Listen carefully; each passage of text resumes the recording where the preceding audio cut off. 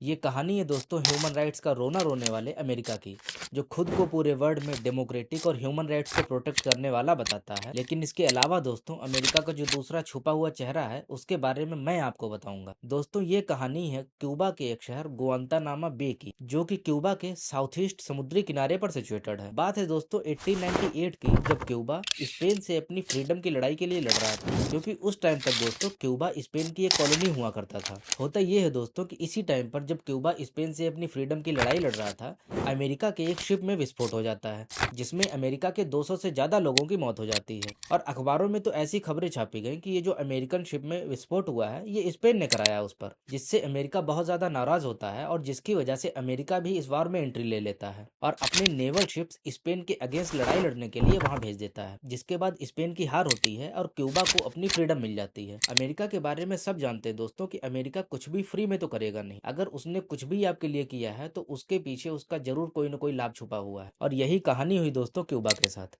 जब अमेरिका की वजह से क्यूबा को आज़ादी मिल गई तो अमेरिका ने क्यूबा से कहा कि देखो हमें कुछ दिनों के लिए अपना यहाँ एक नेवल बेस बनाने दो, क्योंकि हमें अभी थोड़ी सी दिक्कत है। तो क्यूबा के लोग इस बात के लिए आसानी से मान जाते हैं, क्योंकि उनको अमेरिका की वजह से ही आज़ादी मिली थी। लेकिन क्यूबा के लोगों को ये नहीं पता था कि उनका ये डिसीजन उन पर सबसे ज़्यादा भारी पड़ने वाला है। और अमेरिका ने क्यूबा के गुआंतानामा बे में लगभग 120 स्क्वायर किलोमीटर का एरिया सिर्फ और सिर्फ $2000 की लीज पर ले लिया, जिसे कुछ टाइम बाद बढ़ाकर $4000 कर दिया गया। इसके बाद दोस्तों जब 1959 में क्यूबा में क्यूबन रेवोल्यूशन होता है और क्यूबा एक कम्युनिस्ट कंट्री बन जाता है, जिसका सीधा मतलब ये था कि क्यूबा अमेरिका का धुर विरोधी हो गया था। इसके बाद से क्यूबन गवर्नमेंट अमेरिका से बार बार ये डिमांड करता है कि उसका ये एरिया उसे वापस लौटा दिया जाए, क्योंकि क्यूबा इसे अपनी फ्रीडम के ऊपर एक अटैक मानता है। लेकिन अमेरिका क्यूबा की इस डिमांड को हर बार नकार देता है। इन सारी बातों के बाद दोस्तों आपके मन में सवाल उठ रहा होगा कि आखिर अमेरिका अब यहाँ पर करता क्या है। तो आपको मैं बता दूं कि अमेरिका यहाँ पर अब एक डिटेंशन कैंप चलाता है, जिसे अमेरिका ने 9/11 के अटैक के बाद 2002 में स्टेब्लिश कराया था। और यहाँ पर अमेरिका उन लोगों को रखता है जिन्हें वो अपना दुश्मन समझता है। यहीं पर इन लोगों को टॉर्चर किया जाता है,